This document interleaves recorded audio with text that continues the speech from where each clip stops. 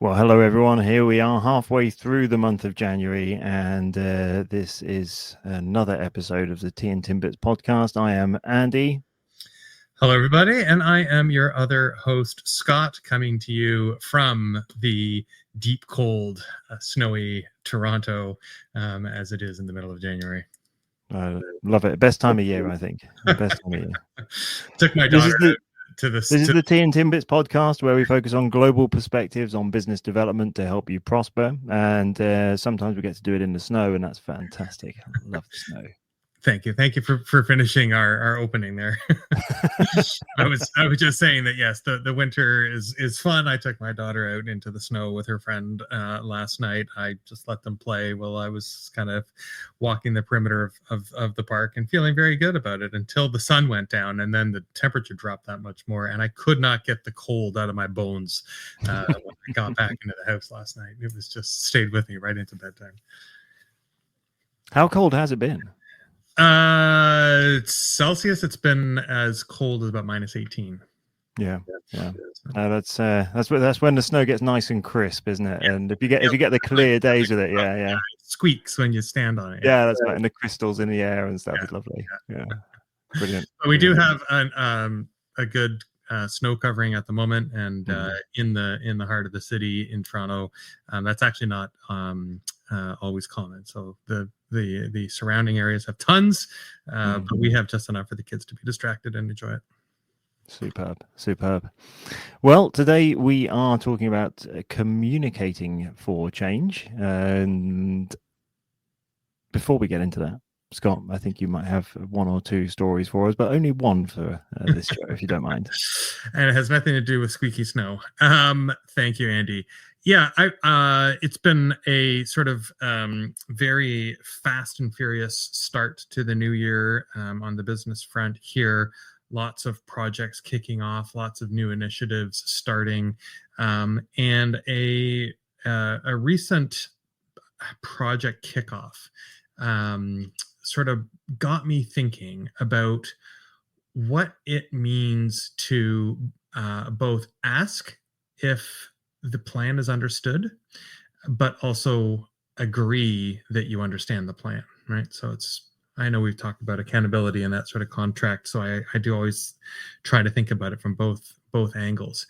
But when in this scenario, it was all good, but it got me thinking about sort of what does it mean to say, here's the plan, do you understand? Are we good to go? Which is kind of typically, I think, how the question gets posed. Here it is. Here's what we're going to do. In the case that I'm reflecting on, it was a very detailed plan. It was a lot of technical specifications and a detailed itemized work plan with task descriptions. And we took the team through it all. And then it was like, okay, so are we good? Do you can you take this away, reflect on it, come back and let us know if you got any feedback or questions? And you could tell that in some cases there was deep consideration and careful consideration. And you could tell that in other cases, like, yeah, that sounded great. Good. Yeah, I understand. We're good. And so I just think it's worth sharing that so that we can all think about what it means when you're asking somebody for that kind of alignment, or when you get asked to weigh in or agree to something of that nature. So I kind of came up with a spectrum. I wrote a blog post about it on the company's website. But it starts with just was the plan articulated clearly? Like, did you just understand the words that came out of my mouth when I said it? That's one thing. The next thing is, have you had a chance to really absorb all the information? Have you spent quality time with the detail and let it kind of sink in? That is sort of in my spectrum, the next step up. The next step after that is, did you get a chance to then apply that understanding, that immersion to the business context? Did you reconcile that against the problems, the challenges that it is set out to solve? And then did you give properly balanced, informed feedback to then be able to get to actioning that plan. So I thought I'd share that for what it's worth. I think we've been on both sides of being asked and being the asker, and what it means to properly reflect on the details of a plan. Very good, very good. I think that leads us quite nicely into today's topic. I think it does. Yeah. That whole communication is key in all areas of business, and in particular when it comes to change.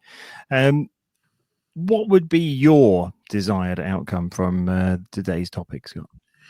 To just like not skip over what I think we all understand already. Like we're going to be doing, I think, a bit of a remedial reminder here in this episode, because we've all heard this kind of stuff before. So my hope is that you do just take a minute to stay with us on this conversation and go, right, you know what, I need to be a better practitioner, a better sort of follower of those best practices. I am guilty of I forgetting it, being too wrapped up in the moment, all that kind of stuff. So that's what I hope. I mean, I think it's not the message. I think it's just the moment in the message that I'd like to see us come away with sharing.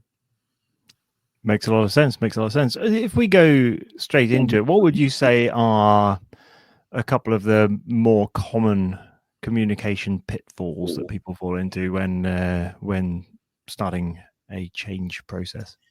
Well, maybe before I get there, because as soon as you asked me that question, I started thinking of sort of all the classic and sort of following on what you asked about desired outcome. Like, what does it mean to communicate change, right? So we've all heard, like, get all the right people on board and share it with the right stakeholders. And that's kind of the message that I think I was referring to, saying, like, we've all heard this before.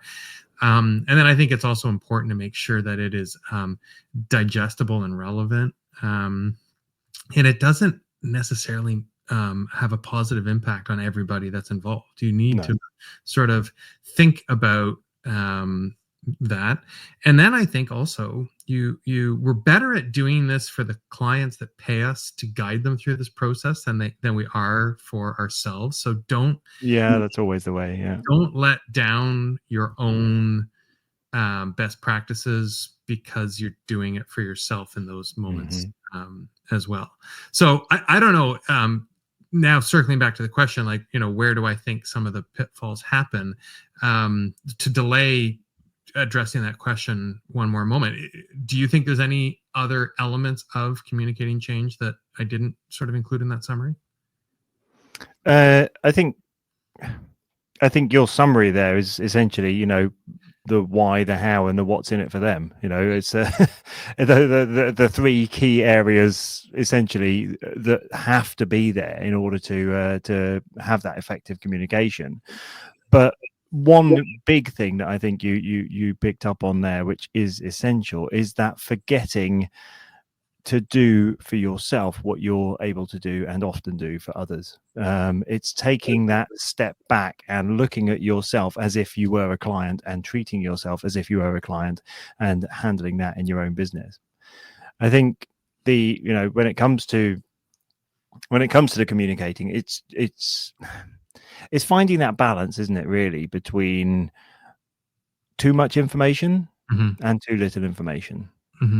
And that's why I think if you stick to those sort of three areas that you touched on there, which is, why are you doing the change, how are you going to do the change, and what's in it for the people affected by the change, because everyone wants to know, how is this going to affect my job, and what support will I have in making this happen. That's really all people care about. And if it means they're going to end up with more work, well, then they want to know what's going to happen to their normal work. If it means they're going to end up out of work, well, then they're probably going to resist it emotionally as well. And also, are there going to be people around to help with that change process? Because not everybody's familiar with doing something new. That's why it's a change. So. Right. I mean, I'm going to add sort of, or just pick up and clarify one thing that you just mentioned there is, I think in this process, it's really easy to focus on the logic. And well, here it is. We've done our homework. You've hired consultants. You've thought about this yourself. You've you've set time aside and planned for this change, and it seems bloody obvious that this is a natural, acceptable, if not optimal, solution to why we're implementing change. And that once you've come up with the solution and deliver it, it will be bloody obvious to everybody else that's in your audience, but they haven't gone through that journey of discovery and understanding. Correct. Yeah. And I think that doesn't mean you need to then rewind and bring everybody along for that journey. I think depending on the size and impact, there is value in a certain amount of that, contextualizing the change and whatnot. But at the very least, just getting ready for the fact that this is going to be both a logical, procedural moment, but a very emotional one as well. And if you don't put those both in the balance, then it's going to be more challenging for you. Absolutely. I think we mentioned a few of those things on the previous episodes on change as well. So it's very good to reiterate those and focus on those.